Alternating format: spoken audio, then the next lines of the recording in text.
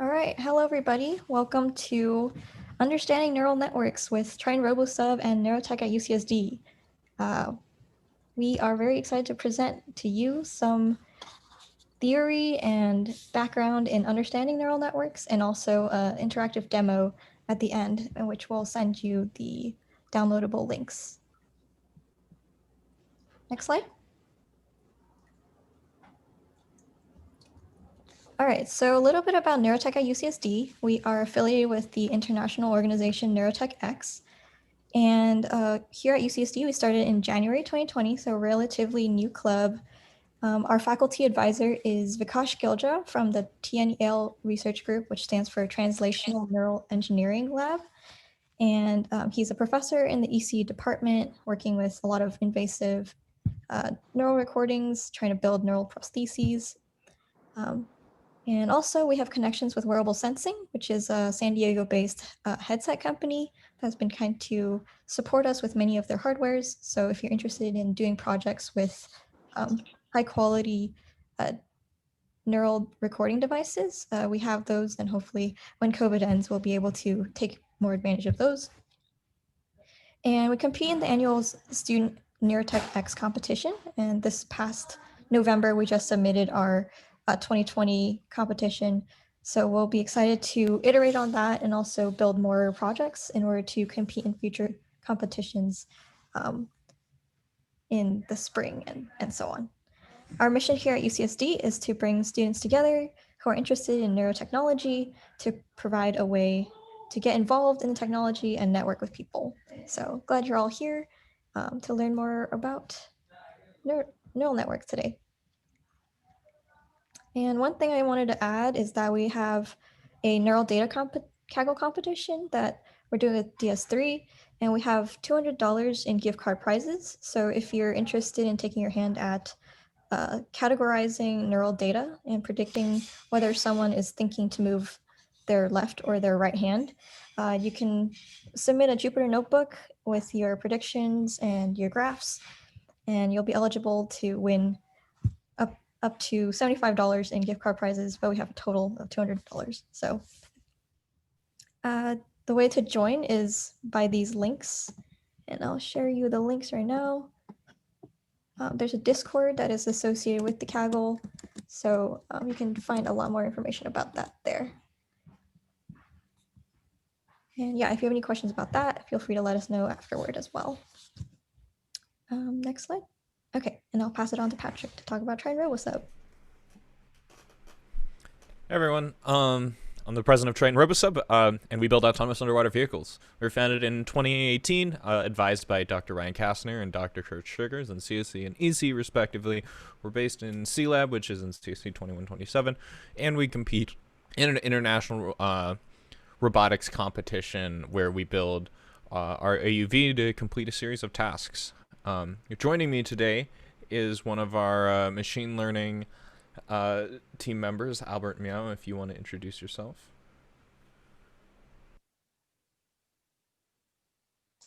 Hey, can you hear me? Okay. Hi, I'm Albert Miao. The last name is pronounced Miao. I'm allergic to cats. It's a whole deal. I'm a second-year data science and music major, and I've been on the machine learning and computer vision team of Triton Robosub for a while. So I'm here to talk about neural networks. With me is Simon, if you want to take it away. Yeah, I'm a third year cognitive science student. I joined NeuroTech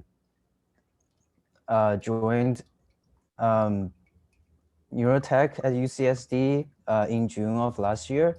I'm mostly just working on managing the projects, and now I'm giving a presentation.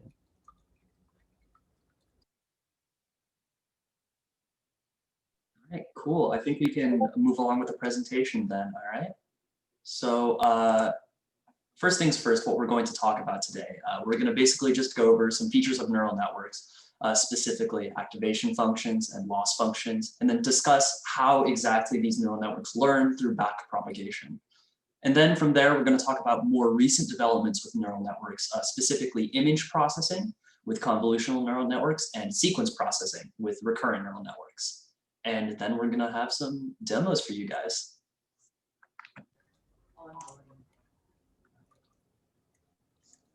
So real quick, we're going to release a poll over Zoom just to sort of gauge the audience. Yeah.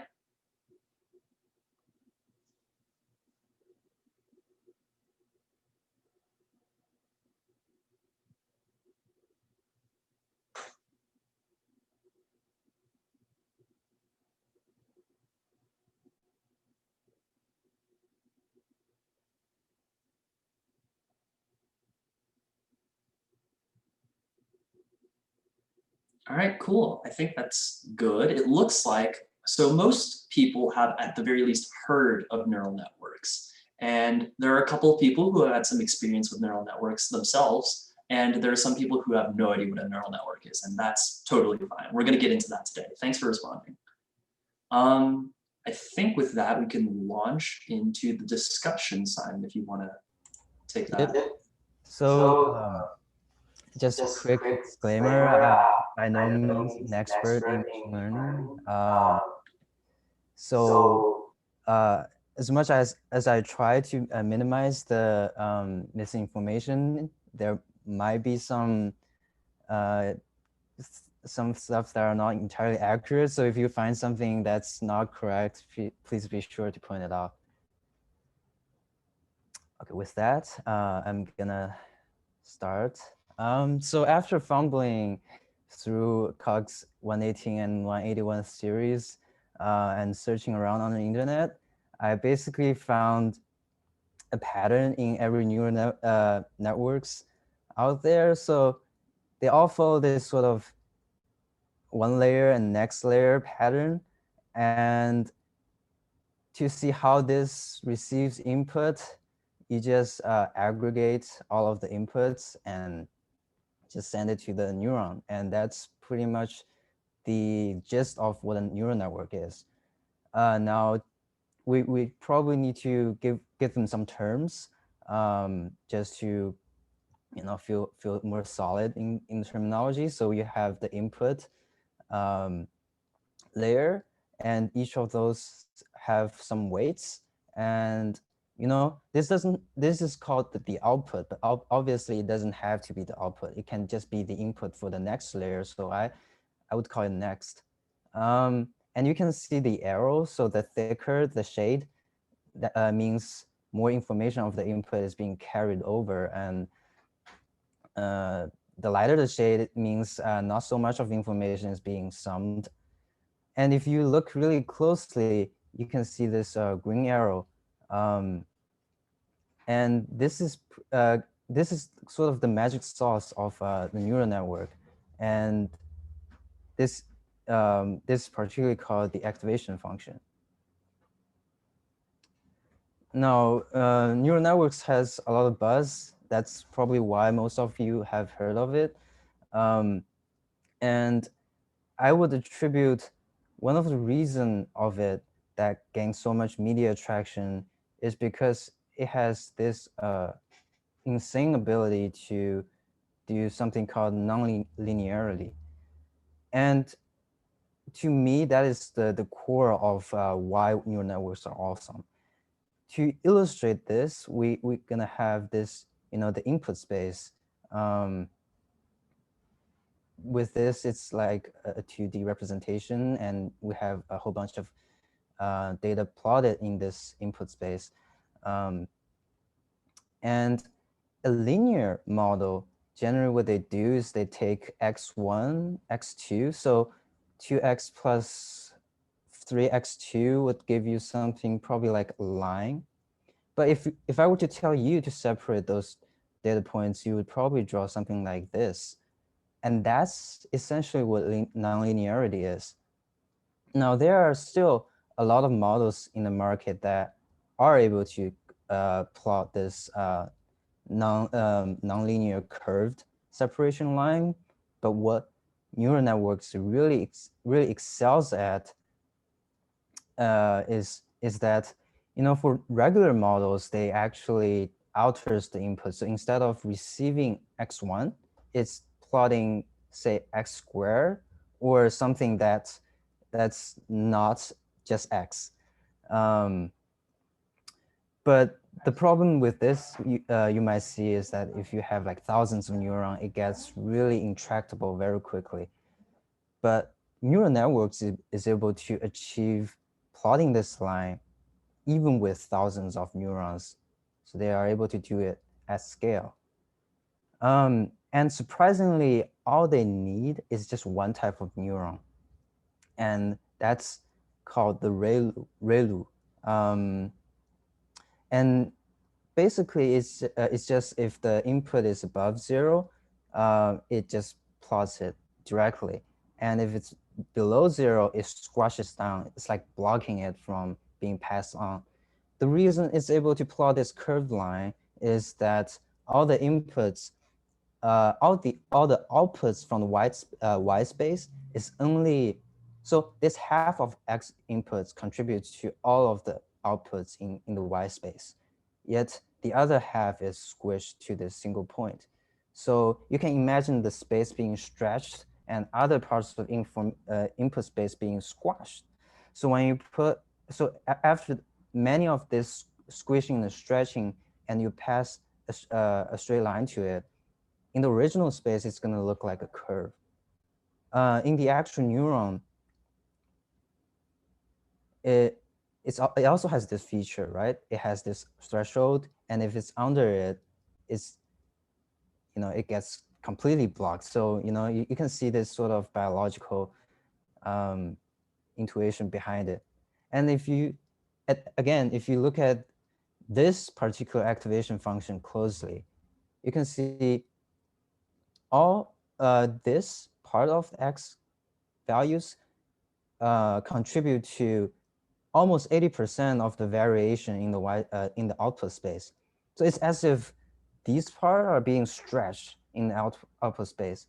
Whereas if you look at the other parts, so the left and right, even though you can probably see those are more or less like 60% of the input space, in the output space, it only contributes to less than 10% of the variation. So you can imagine the majority of the inputs being squashed down. So now, something you need to be really careful with this is that because so much information is being squashed down, you really need to be careful how much is being squashed. If everything is being, squeezed into a very tight space, when you draw a line to it, it's still going to look like a line in the original space. So and one thing to note is that the ReLU function, the derivative of it looks almost like the firing threshold from a biological neuron. So again, you can see this type of intuition behind why an activation function works. And because of the possibility of information loss, you got to be really careful what kind of model, what kind of activation function to choose. So ReLU works well for the most part, but when the model is really long and you have many, like tens of layers, each squashing the input space, then in the end, you might have nothing that gets passed. So some of them are called the leaky ReLU. They still retain, even though they squish part of the input space, they still leave a little bit. So in case that might be useful later, they can still be stretched back.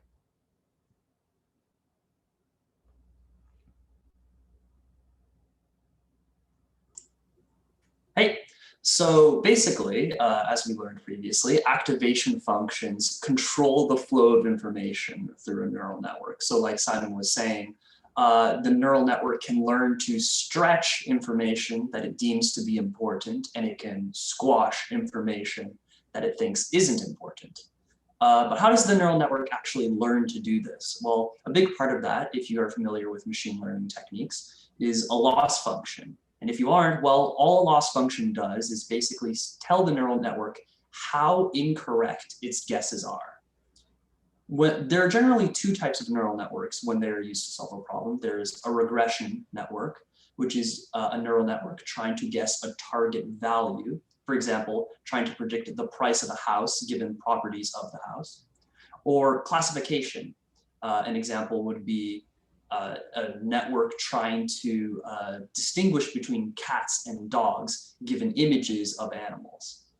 So with each type of neural network, there are different loss functions associated with them, and there are different sort of pros and cons to each loss function.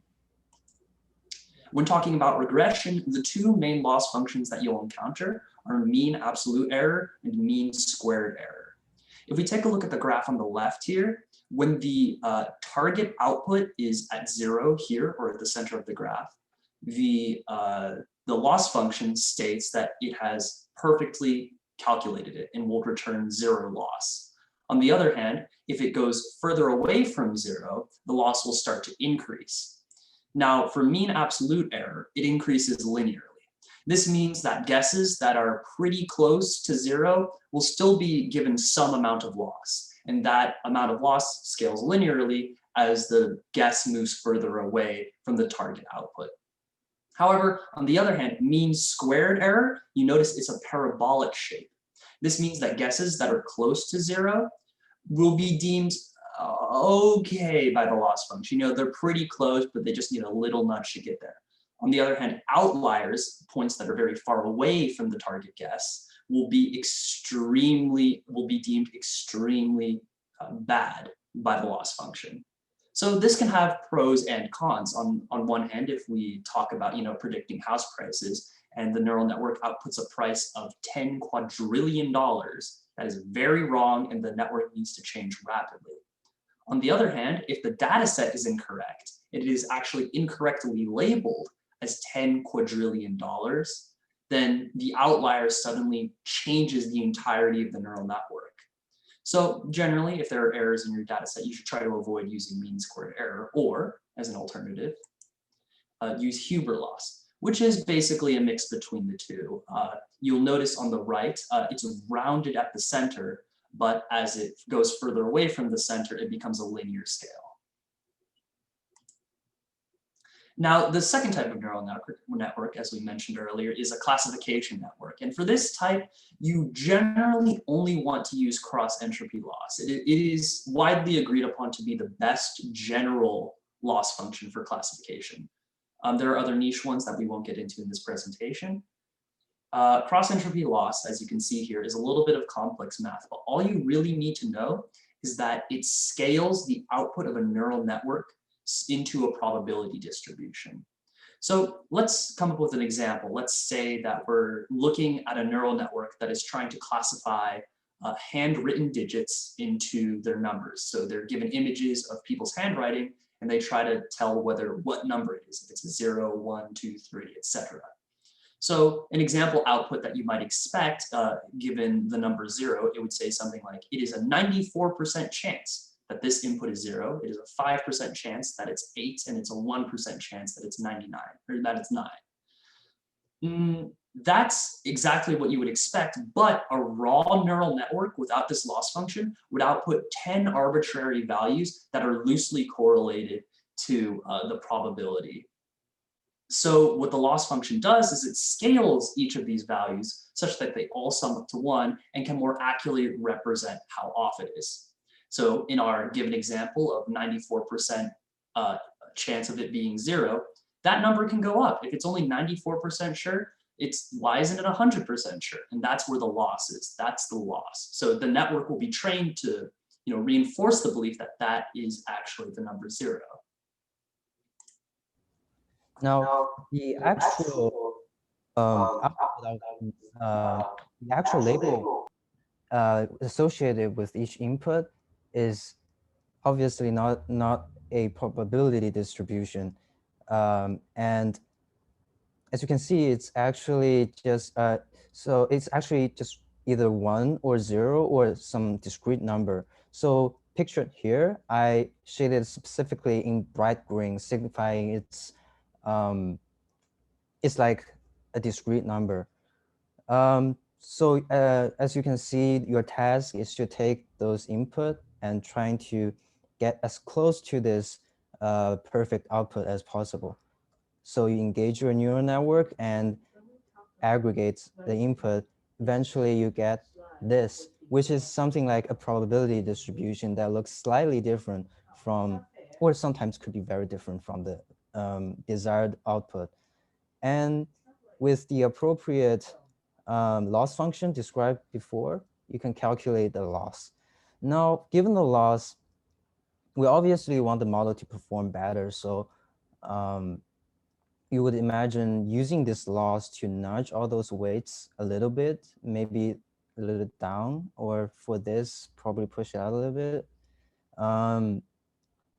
If you've taken calculus before, that probably sounds like a derivative problem where you take the loss, derivative of the loss with respect to all of those weights. So as you can imagine, that's going to be a massive equation. Luckily, we can divide this problem into smaller chunks via backpropagation. So now you take the loss, you only calculate the gradient for those two weights and adjust them accordingly. And then using those, one of the branch propagate further down to adjust those two weights, and same for the other branch. To see it in action is probably a better way to better understand this concept. So in the forward pass, we have the weights actually represented as squares over here in this case. And it's essentially very simple. You have multiplication as taking the input of those two numbers and output the result of it. And same for the other branch. And addition is just addition. Outputs the sum of those two numbers. Now, this ReLU activator only allows the input if it's above 0. But not in this case, it's negative. So it's just going to be 0.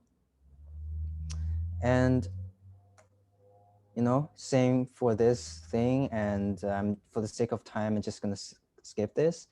And eventually you get a number that looks like this. Let's say the actual answer is 0.7, for example. So there's a little bit of difference.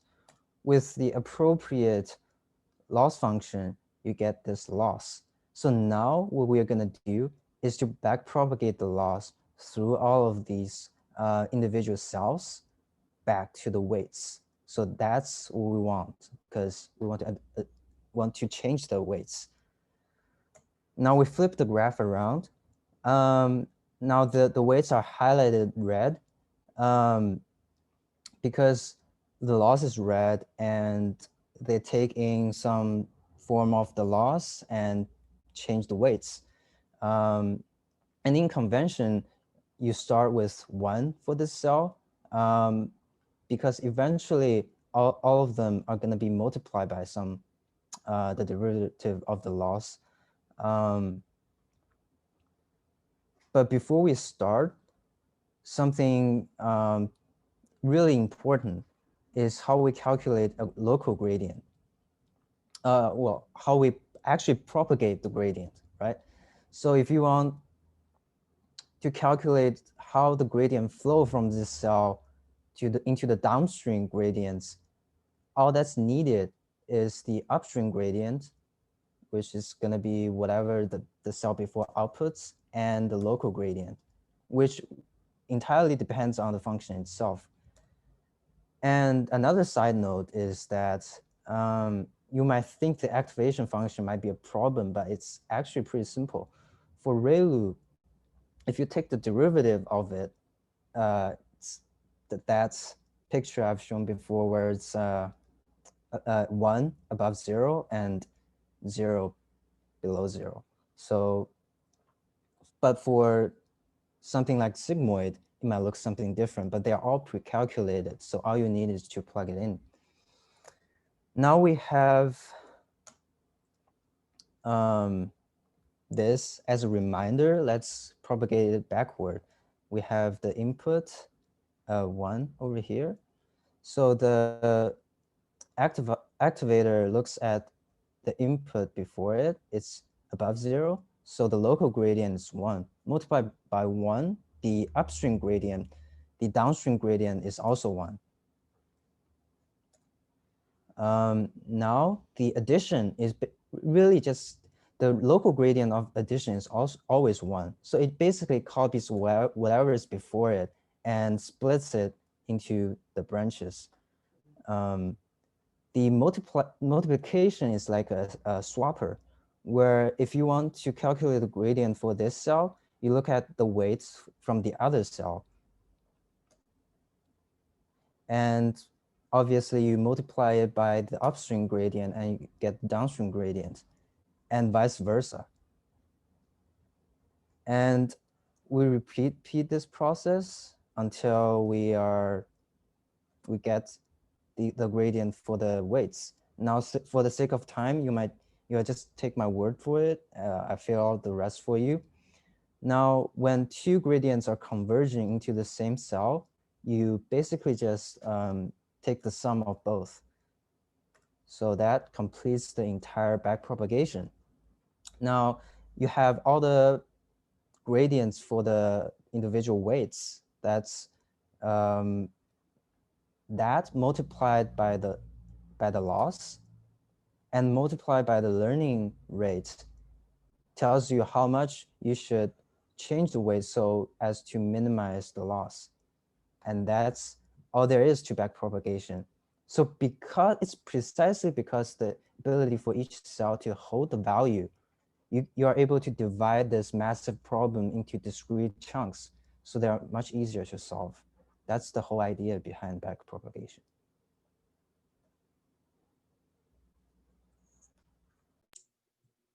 So that's how backpropagation works in a neural network. That's how a neural network works. And for a long while, this was pretty satisfactory.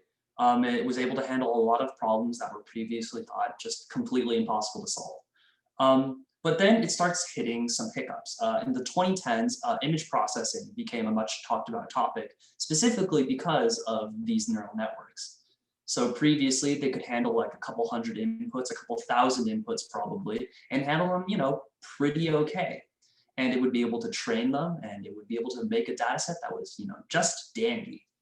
But the issue comes with image processing, too many inputs. If you think about a high resolution image that's a 1920 by 1080 pixels, each with 3 channels of color. And if you do the math, that's a lot of inputs. And it's not necessarily something that neural networks were equipped to handle at the time. So what we had to do, or I guess what they had to do back at the time, was figure out, using the properties of images, how they can simplify the input so that neural networks can handle them. This is where convolutional neural networks come in. There are 4 properties of images that are really important that allow us to do the simplification. The first is locality, where nearby pixels generally depend on each other. So unless you're looking at complete static, you'll normally be looking at groups of color. The second idea is stationary statistics. This is to say that the sort of average color and the variance of the color doesn't really change over the entire image. It's generally pretty uniform. There's translation invariance, which is to say the identity of an object doesn't depend on its location in the image. For example, if I'm looking at an image of a traffic cone on the left side, it's still a traffic cone if it was on the right side. Translation invariance. And finally, compositionality, which is to say that objects are generally made up of features. If we go back to the traffic cone, I know that a traffic cone is a traffic cone because it is orange, because it probably has a white stripe in the middle, because it has a triangular shape. Those are the features that make up a traffic cone. So with these 4 properties of images, we're able to create a convolutional neural network, which is this image down below.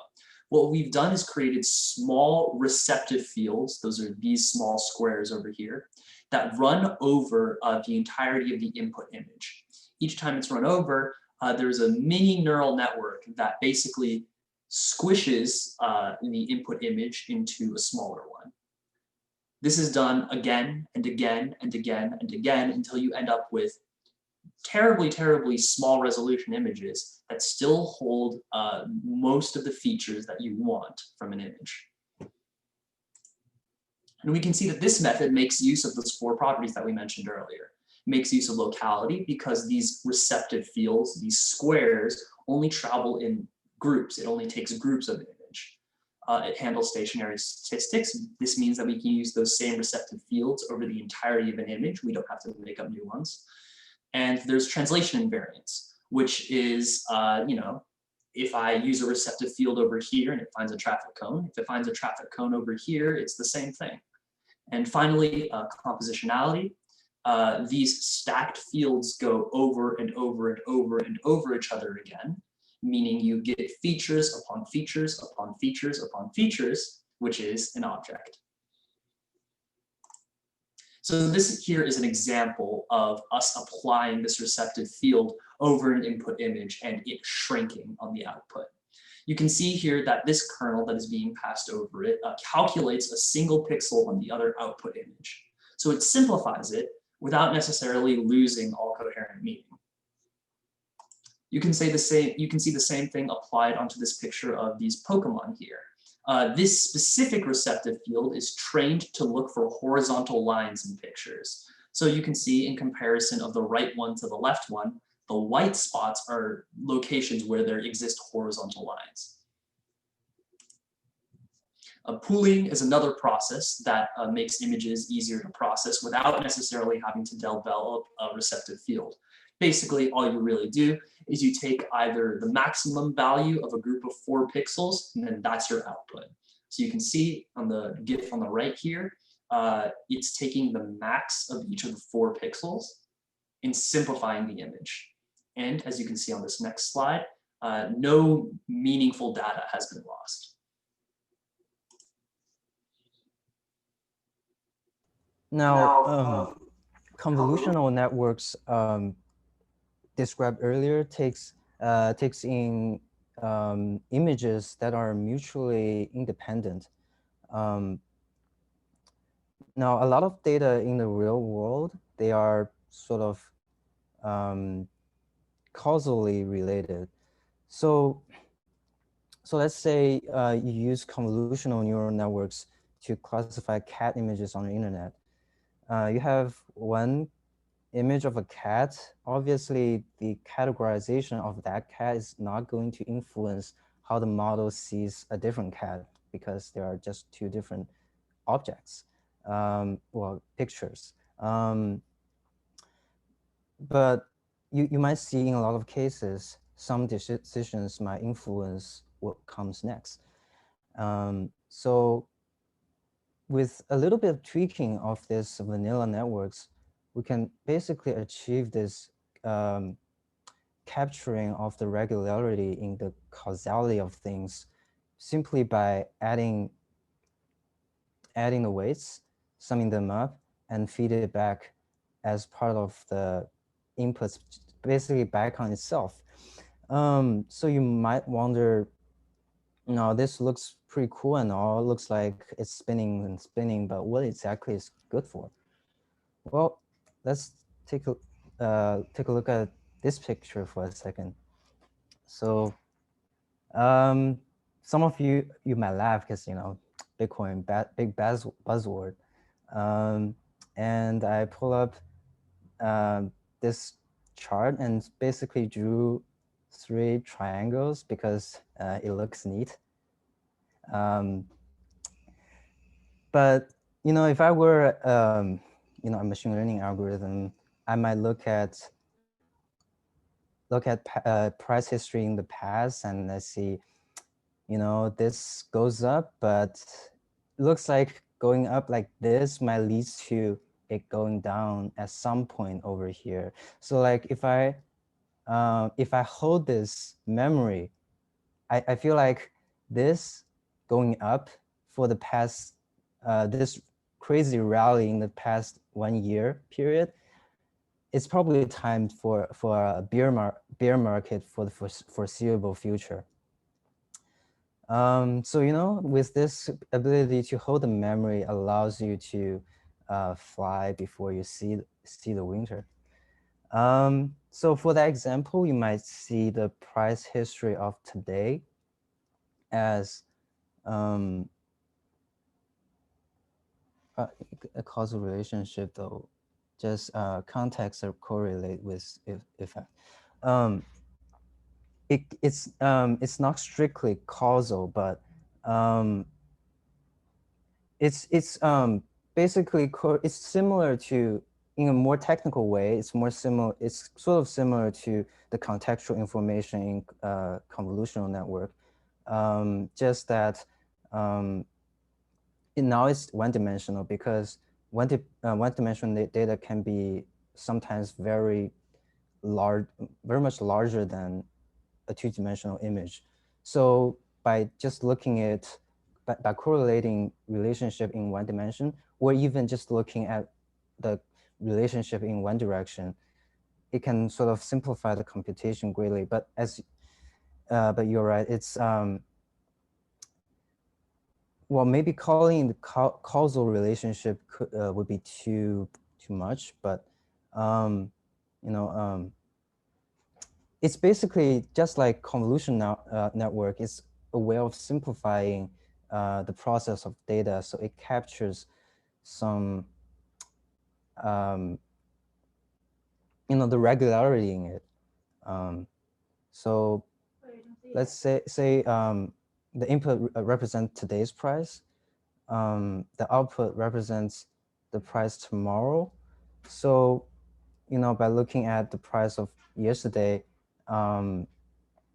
we can sort of get a sense of price tomorrow, and this looping back allows the model to hold memory. So, you know, if you want to see what the model predicts the price of tomorrow, then everything in the past counts. So, you know, if you are wondering, if I'm curious, like why you stick around to hear me talking about Bitcoin instead of neural networks, I might see like what you ate for breakfast and how much you slept, how much sleep you got last night, and even the thing before. All of those might contribute a little bit to the eventual decision. And as someone said, if you want to make a sandwich, you first need to create the entire universe. It's sort of the same picture. To understand this looping process, you need to roll it back to the beginning. So now it looks much similar to the neural network we got earlier. So if we want to say calculate the gradient and the loss and whatnot, you can use the same exact approach to update the weights along the way. Now there are a few things to complete this pictures, but due to time, I'm not gonna talk too much about it over here. Another thing to note is that even though we wrote it out through time,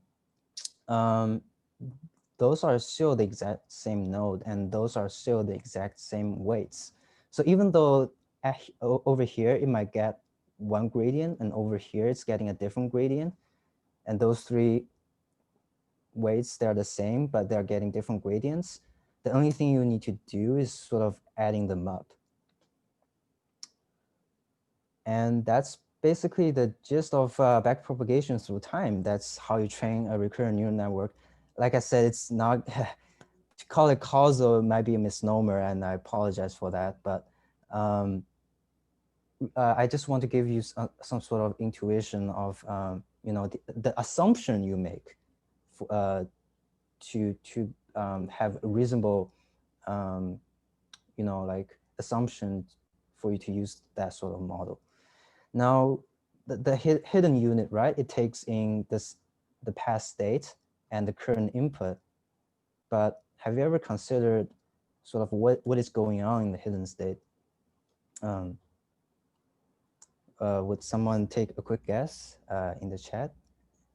Or does anyone want to unmute yourself?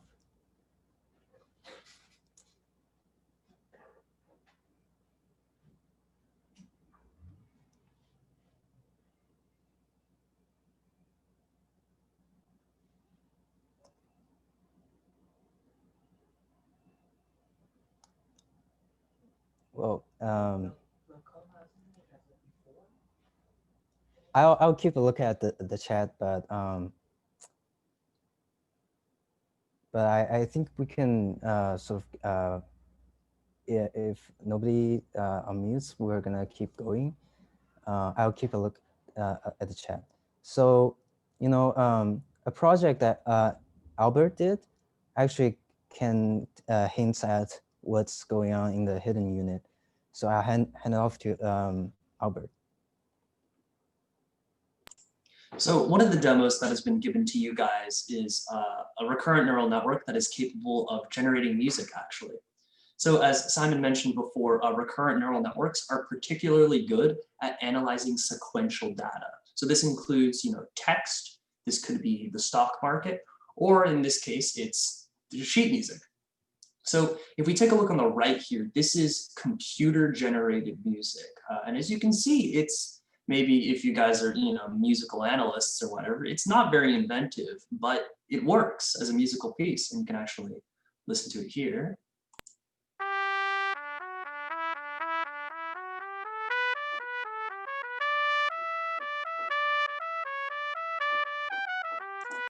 And even though it's not particularly impressive in terms of sort of innovation or whatever, it still holds musical value, and that's impressive. So the actual text that the computer generates is on the left side over here. This is music in the form of ABC notation, which is basically just translating sheet music into character text. The RNN used to generate this also produced this heat map to demonstrate the certainty with which each character was selected. You can see at the very first part here, the X, it was 100% sure that it was going to select that X because with ABC notation, all music starts out with that X in the beginning. You can see also every time that it selects a colon here, it is also certain because, right after your initial title placement comes a colon. So this is all formatting certainties, and while that's pretty cool, it's not necessarily amazingly impressive. But when we take a look at the actual music that it generates, you can see where the RNN really comes into place. These vertical lines here that you can see, these are the mark of the end and the beginning of a new measure. So if those of you are familiar with music, you'll know that in 4/4 time, every measure is exactly 4 beats long. In 3/4 time, in this case, every measure is 3 beats long. This means that the neural network has to keep track of how many beats that it's generated so far in order to figure out when to put a measure mark. And it does a pretty good job. It doesn't just keep track of the most recent character and predict based off that. It actually is predicting based off of all previous characters. And that's how it's able to keep track of its musical beats. We'll be able to take a closer look at this demo when we get to the files. Right now we're going to get to the demo portion. I'm not sure if you guys have downloaded the files on GitHub yet, but if you haven't, we've got a visual presentation here for you. So if I might just do this and reconnect. Then Simon, you want to take it away? All right. So to demonstrate on how to run it, we basically just shift enter this and go through the authentication, click allow, and copy and paste this. If you're running it on Google Colab, oh wait, it's supposed to be Control V, right? Oh, yeah. Okay, and now after hitting enter, now it's mounted and everything's imported.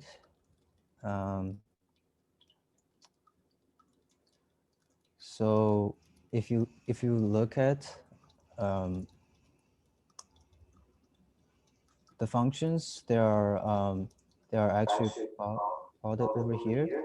I can take this Yeah. section of the part. Yeah, so this is the music generation software that we were talking about earlier. As you can see here, this is just most of our imports. We're going to be importing PyTorch. PyTorch is a Python library that handles most of the neural network stuff that you're going to be seeing later on. All of these functions here, loading data and loading Spark data, this is just to handle song formatting. Since all of the stuff comes in text, we want to basically make it into a more readable data format for the neural network. If you're familiar with one-hot encoding, that's what this is doing, but don't worry too much about it if you're not.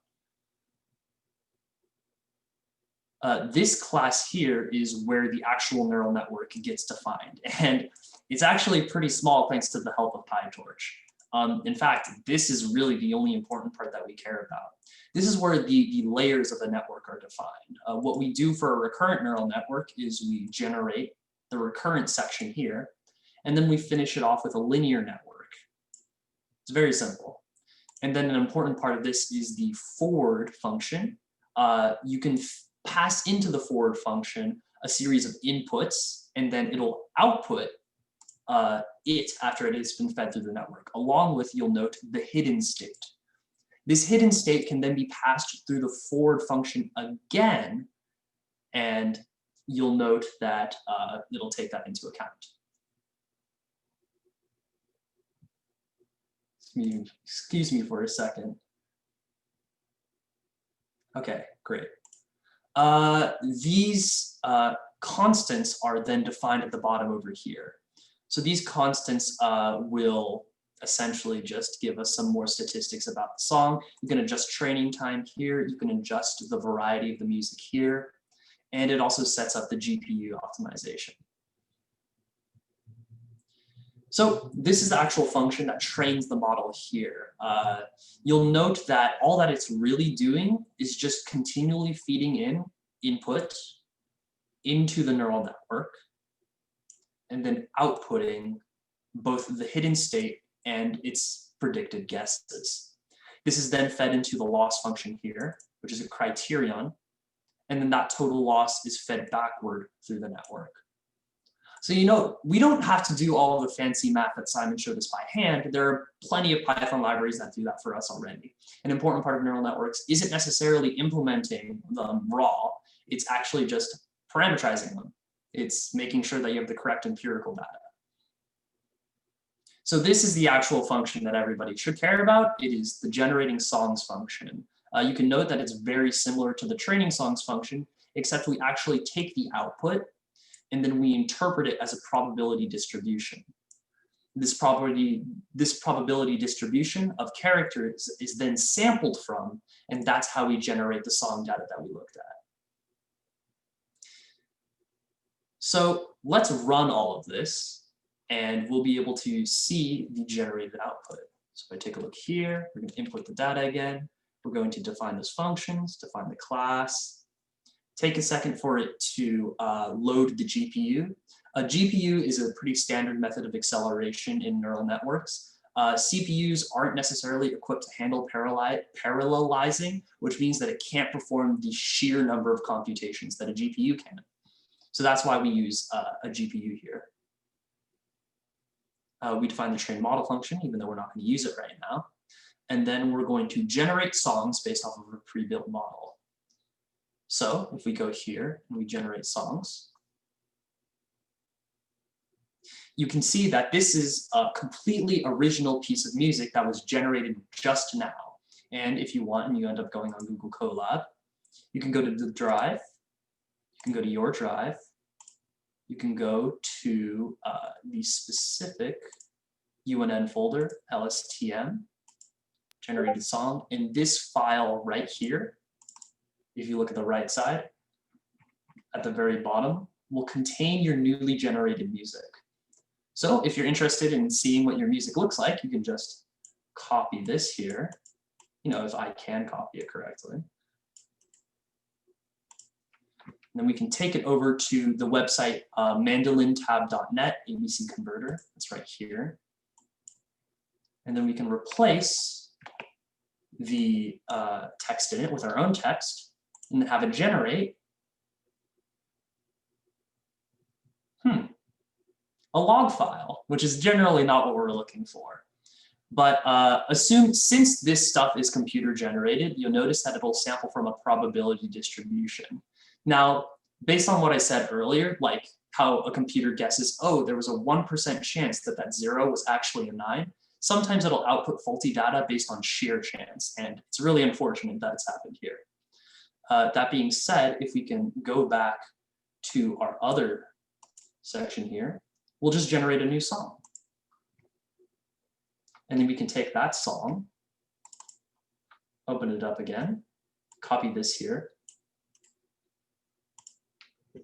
go back to ABC Converter, paste the information here, submit it, and then it'll generate a piece of sheet music here. And you can download this as a MIDI or the sheet music as a PDF if you wanted to play something that a computer made.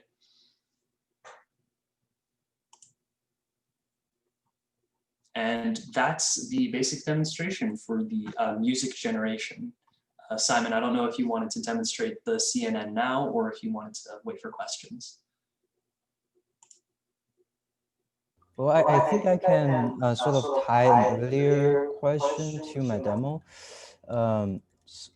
because I don't think I answered it very well earlier, but now I have the time, I could explain it a little better. So someone earlier said, so recurrent neural networks aren't capable of establishing the causal relationship. It just, the context that correlate with effects. It's still pattern recognition, it's not establishing causality. That's totally correct. So one of the assumptions that so the causality is not something the model establishes. It's an assumption that about the data itself that the model utilizes. So as to speed up the training, because technically everything can be modeled with just a vanilla network. But the thing is, they tend to be very inefficient. You might, the recurrent neural network and convolutional network might seem like some extra steps, but the way they implement actually are there to take some shortcuts. By focusing more on what matters. So in the case of RNN, I believe it's just trying to look at the assumed causality in the data. So they can sort of utilizing this contextual information. So if you've taken Dr. Tu's class before, he emphasizes a lot on structural data prediction and context. So I guess the context is some sort of, well, in the data itself, it might not be intrinsic. It's more of our assumption. And in some cases, you know, what seems unintuitive implementation is also possible. If you look at, so in this case, I guess that leads to the presentation demo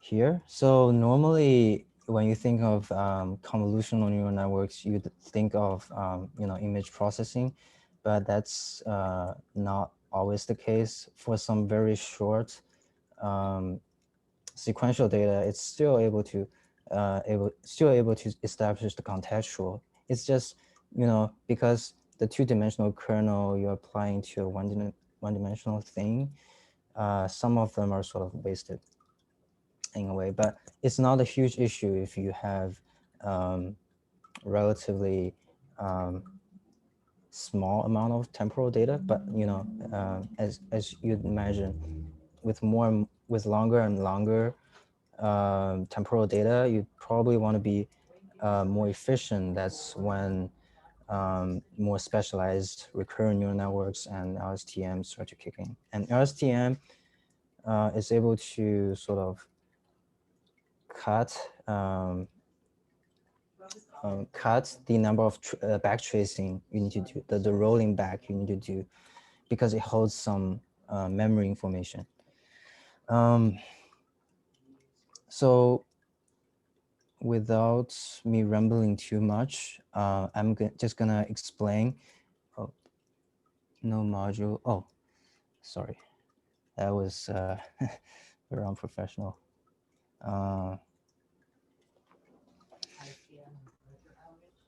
So hopefully it runs. So basically for this notebook, you can either choose to run it on your local machine, or you can run it on Colab. So this is the basically a copy pasta of the GitHub.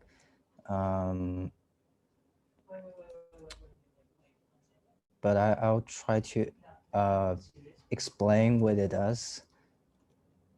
But I mean, if you are in the neural competition, this might be pretty useful, because some of the tasks you do, it does it automatically for you. So it's like kind of like an end-to-end thing. There's, a little bit of inefficiency because it's convolutional neural networks looking at some, and not all of the 2D convolutions are utilized. But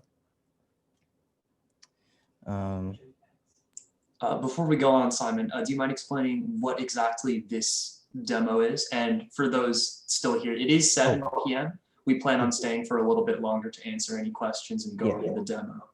But yeah, feel free. The event is officially considered done. But yeah, Simon, if you can give us an example of like what this network is doing here. Okay, so essentially what this model does is being able to classify EEG signals. That's what it's specialized for. And because of that,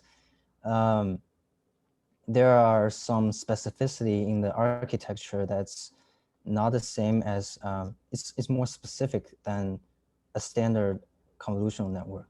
That's why you generally don't want to look at those models at face values, like as said, like as you progress through your classes or not. Or I'm not saying I'm, but I, like, just this example taught me that, convolutional neural network isn't just about classifying images. Even for sequential data, it's also able to do that if you do some clever engineering and use the contextual information just right.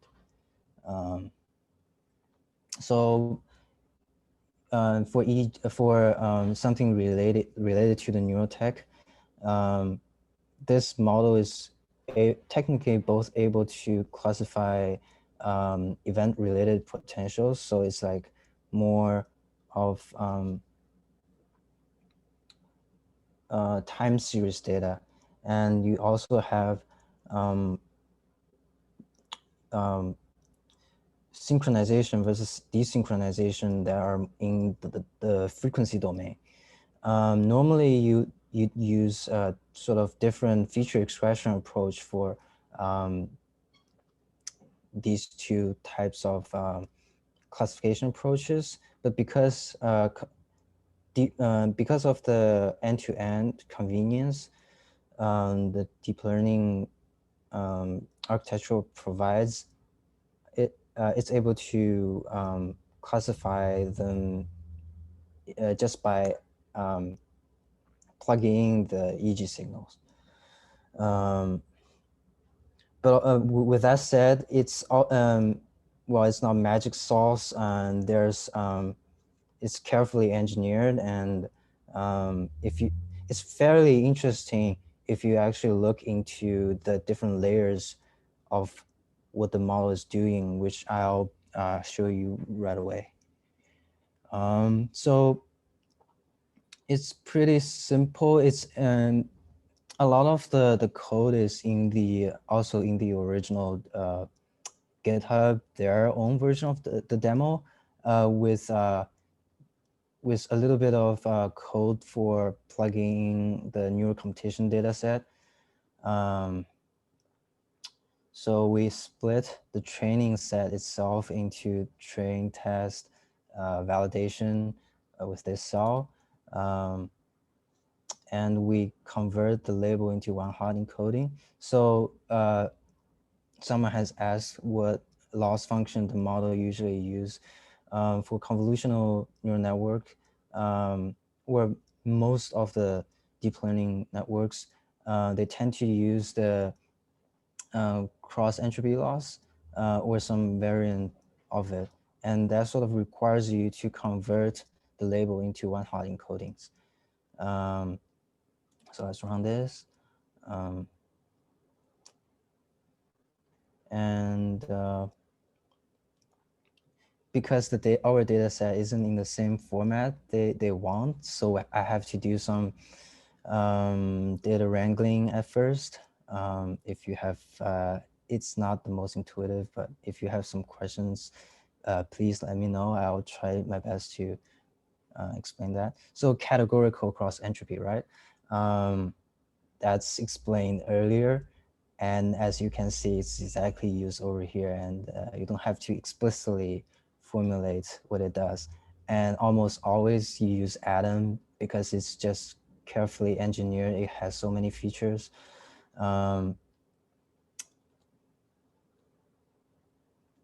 And you can plot it out to see the different layers in the network, which I'll sort of explain a couple of them. I can't explain all of them.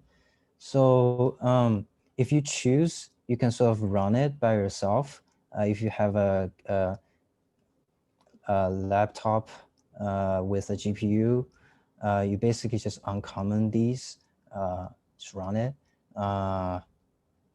If you have a CPU, it's fine too. It's just gonna take like 5 minutes.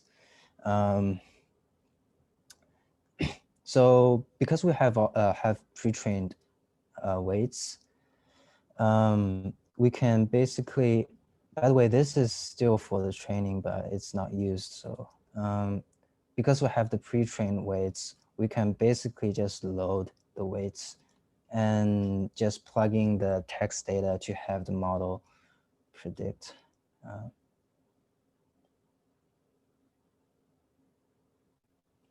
Let's do some classification, 83% in this case. Now, the interesting part is when you start to pull out the layers. So if you type in model.layer, by the way, it's specific to Keras. If you implement this in PyTorch, you just follow the PyTorch notation for extracting the layers. So you have all those layers.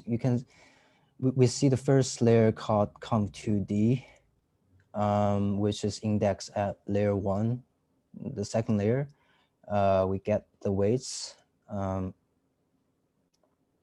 plotted into, because that's a list for whatever reason, we plot it into a NumPy array, and we can see the shape has some redundancy, like a few one-dimensional things in the tensor. So we basically shrink it down a little bit so we can plot it. Yeah. So now it's 8 by 64 each. So that's the kernel. That's layer 2, right? That's what layer 2 is. You extract the weights from layer 2, and it's 8 by 64. 64 is something you sort of a arbitrary thing that it did. So it's like this times 4 is like 240, 50-ish, and that's you want that number to be as close to your sampling rate as possible. So in this case, specific case, it's 250 hertz. So this 64, 8 corresponds to 8 filters. Now I plotted so you can actually understand what I'm rambling about. So yeah, those are the 8 filters. As you can see, there are 8. Each of them has 64 numbers. If you plot them, you can see they look sort of oscillatory. Some of them are slower, some of them are faster. But if you've heard of some math, I guess Fourier transform, you know, if you're trying to convert something into a frequency domain, you convolve the original time sequence with different sine waves. And instead of sine waves, this model is sort of trying to correlate the original signal with each of those instead of the sine waves. So what that looks like is now we extract the features. There are 16 features. We pick one of them. So it's basically there are 737 epochs, each with six channels and 1,000 data points. And after passing those 8 filters, we have those 8 dimensions.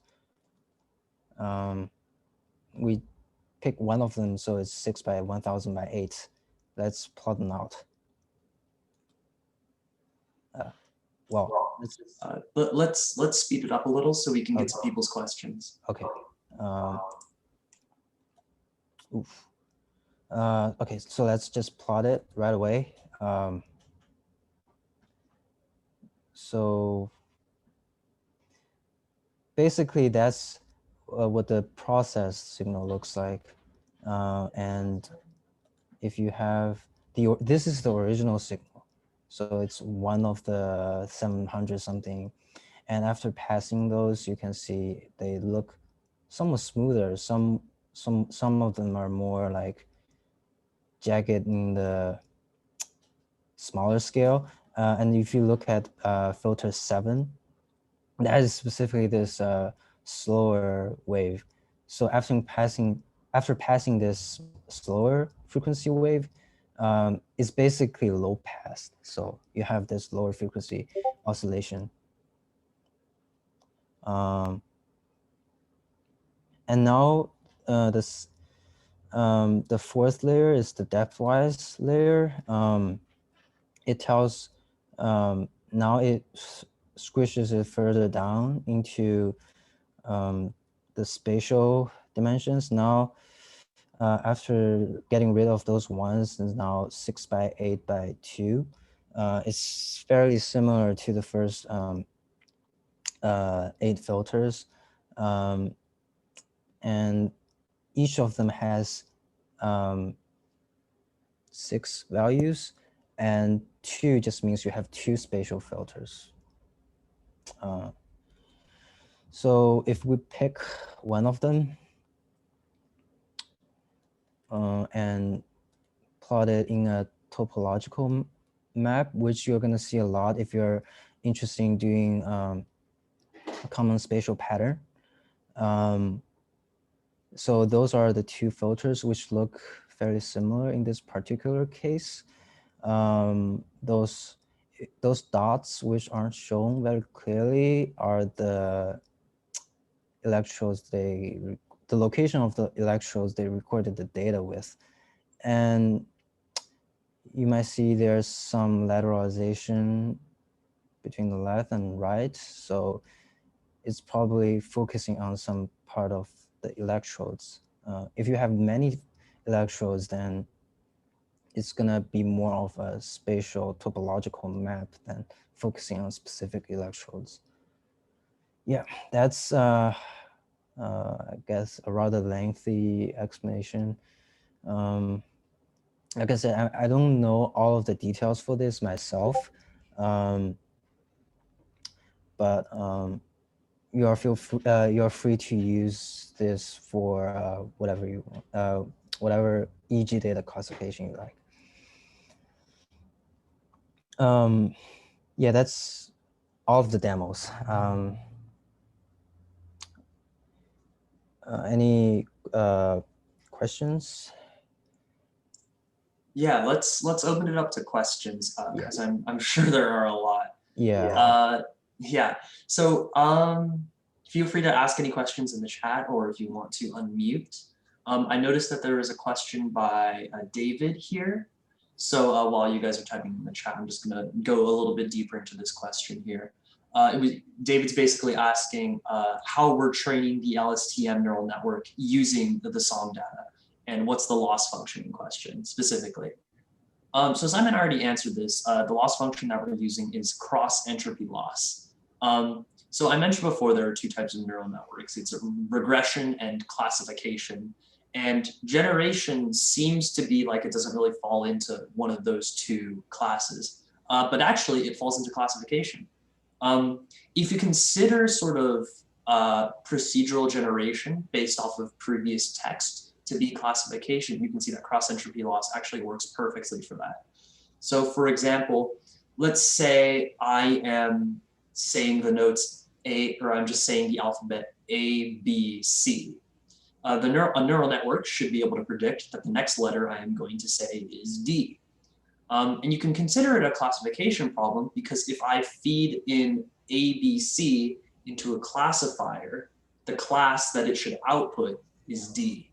And that's how procedural generation works.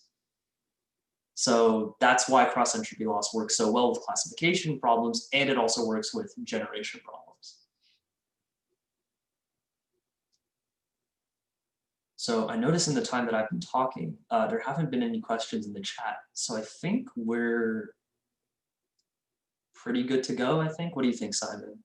Oh, wait, I'm getting a wait from David. Okay, David's about to drop some knowledge on me right now. He's about to expose me.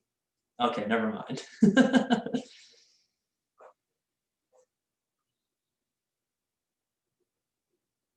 Yeah, sure thing. So Victoria asks here, could you explain or repeat why you picked a convolutional neural network for the EEG data? And Simon, you want to take this? So I have to say that I don't have the full knowledge for this, but you know, like if you know precisely why convolutional networks works well in this case, then you are probably able to engineer some even better models. I only have some very limited understanding so far, but I think part of the reason is that the input is so small, pretty short. It's it's 6 by 1000 for each trial. That's fairly small. It's like an really stretched MNIST picture. So you know, MNIST is like 32 by 32. You get which multiplies to like 1000 something, 900. This 6 by 1000 and 6000 slightly lengthier, but you only have 700 of them. For EEG data, we generally don't have tons of them. So there are definitely, well, there are more data for other types of recordings, but you know, if you are just starting experiment and you don't have existing data, then you have some very limited data. So what you really want is to get more insight from the limited data. So convolutional neural network can work in this case because data is small. You'd imagine the stock or Bitcoin chart I showed earlier might be a much larger data set that this model cannot process, because even though it looks, you know, just few candles, but really just candle is like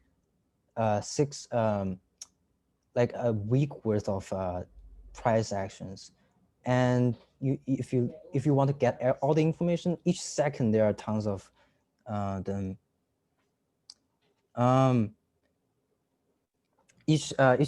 So it's huge amount of data, and they are not it's not two-dimensional. You can't possibly benefit from having a two-dimensional kernel sweeping through them, or even three-dimensional, because it's really just one-dimensional assumed causation. Yeah, I just wanted to add a little bit more, I guess.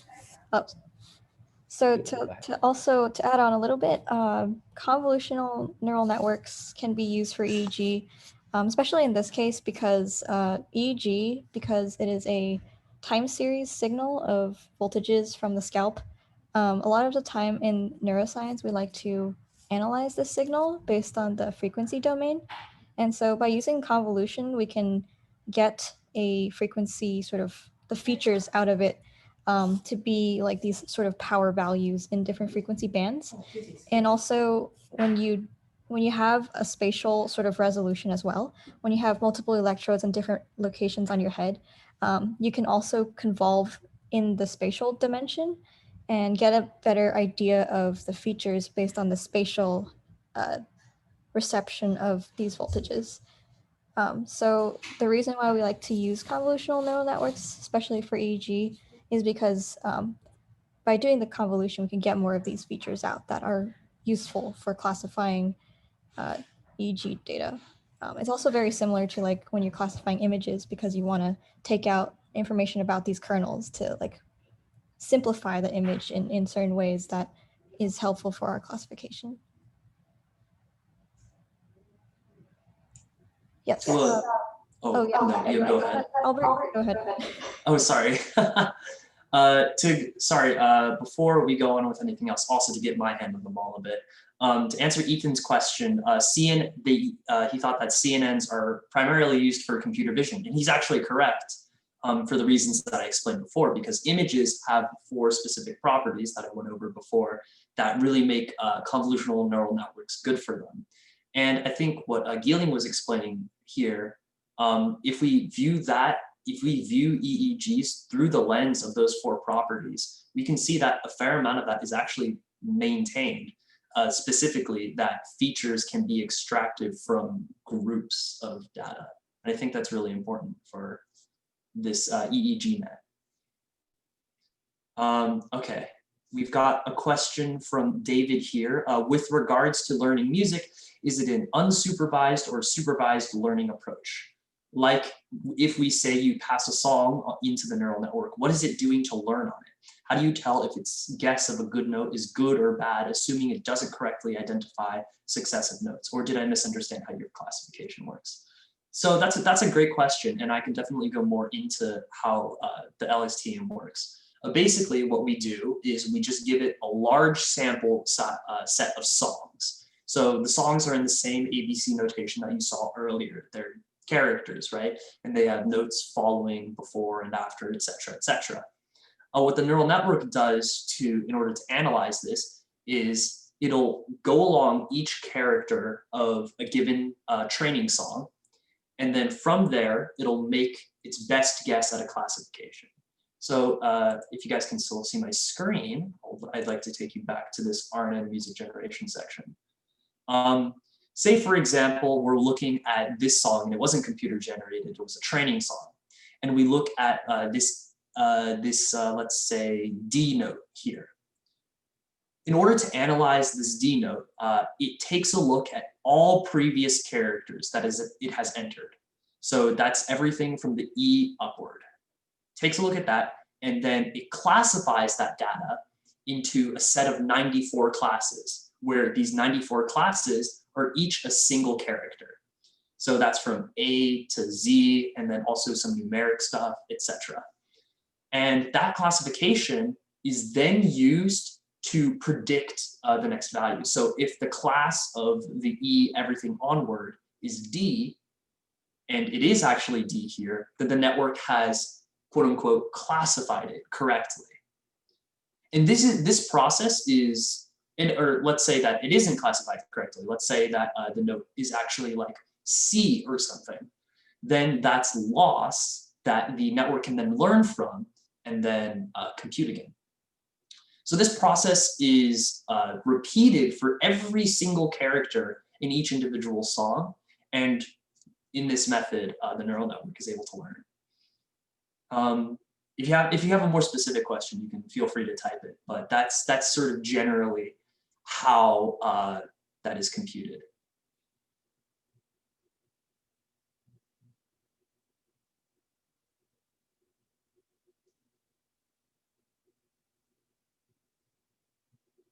That is again a very great question. So that's, you know what, that's on me. David asks, so then is it like a O1 loss where it either fails to classify or successfully classifies? That's incorrect, but it's my fault for explaining that incorrectly. What the network actually outputs is a probability distribution, right? So instead of actually outputting the note D, it outputs the chance that that input data was D. So for example, let's say it's 95% sure that the next note is going to be D and 5% sure that the next note is going to be C. And then it turns out that the next note is actually D, right? But the network didn't guess 100% D, it guessed 95% D. So that means it's a little bit incorrect, right? Which means that that is the loss that it is able to then learn from. This also plays into the fact that sometimes any note could come after, right? Like music isn't like 100% predictable, right? There are always multiple things that could occur. So in that situation, the network kind of falters a little bit, right? Because for example, if we're looking at that song and let's look at a different note, let's look at this B here. If the network says, oh, well, this could be an A, this could be a B, this could be a C, this could be a D, this could be anything, then it's going to basically have a low probability for a large amount of characters, right? And since from our training data, the probability distribution that comes from our training data is always going to be 100% B, right?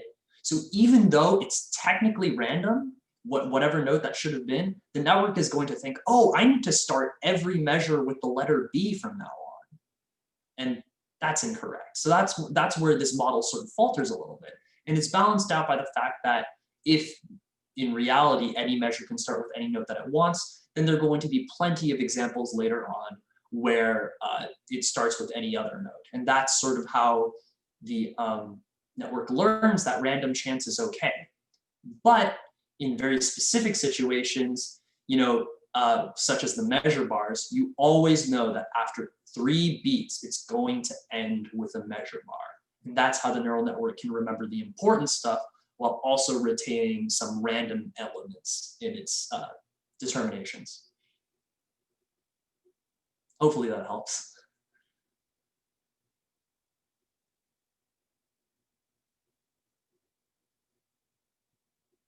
Oh, this is a fantastic question. Again, sorry, this is right in my wheelhouse. I personally am very fascinated with music generation, and I've been doing a little bit of research on my own, so I think I can answer this.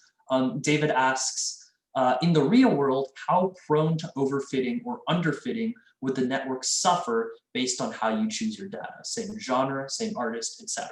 So underfitting and overfitting it's kind of a weird concept specifically with music, or really just any other sort of sequence generation, because overfitting is a terrible, terrible problem. Overfitting in terms of music generation means it's going to be playing the same song every time over and over and over and over again, right? And that's an issue, right? Because the network has gotten so accustomed to a very small set of training data that it's just going to try to emulate that song over and over and over and over again.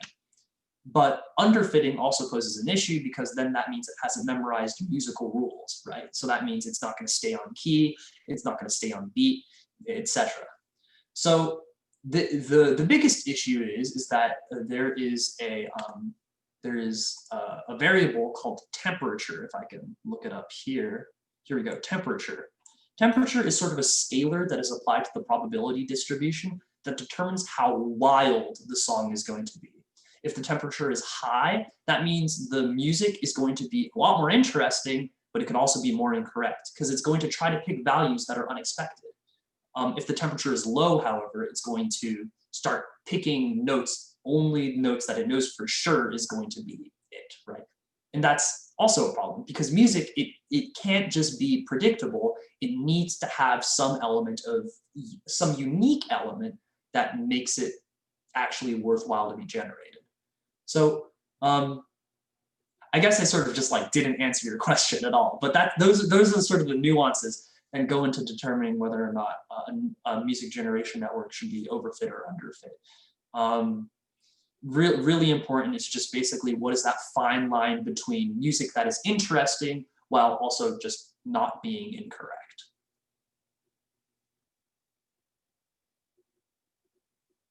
Oh yeah, sure. There should be some contact info at the start.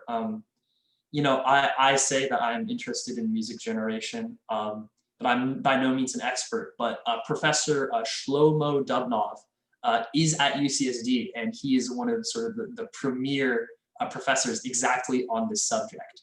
I'm gonna write his name in the chat right now, if I can. Here we Shlomo Dubnov, and let me just make sure that that is spelled correctly. Oh, you found him, fantastic.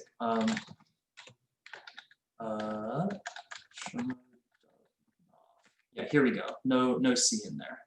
Here we go. Shlomo Dubnov. He is a fantastic professor. Yeah, exactly on this topic. I'd recommend taking a look at his stuff. Yeah. Cool. I think that's going to be it. We've gone. Simon, is there anything else you want to add? I think we're good, right? Yeah, pretty good explanation.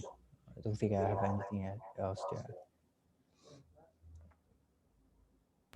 Just to add on to Professor Dubnov, he's gonna be, or he has been working on like a computer science, computer music course, and he debuted it last summer. I think he's gonna try and like get it into the schedule, so keep an eye out for it. It'll be probably like a CSE 190 something. That's a cool class because you basically for your final project you do like some kind of music generation.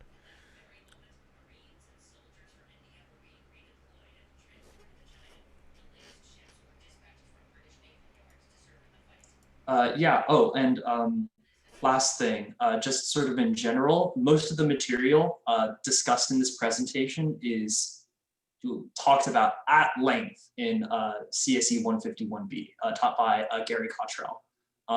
This is where basically most of the discussion about convolutional neural networks and recurrent neural networks come from. So if you are interested in sort of, you know, not just like taking an hour out of your day to learn about neural networks and really want to get into it, CSE 151B is the class to take. And I think that's it. All right, cool. Unless anybody else has any more questions, I think we can end it here, Ghislaine. Sounds good. Yeah, thanks so much everyone for joining us today and for all the great questions. Thank you for the presentation. Thanks.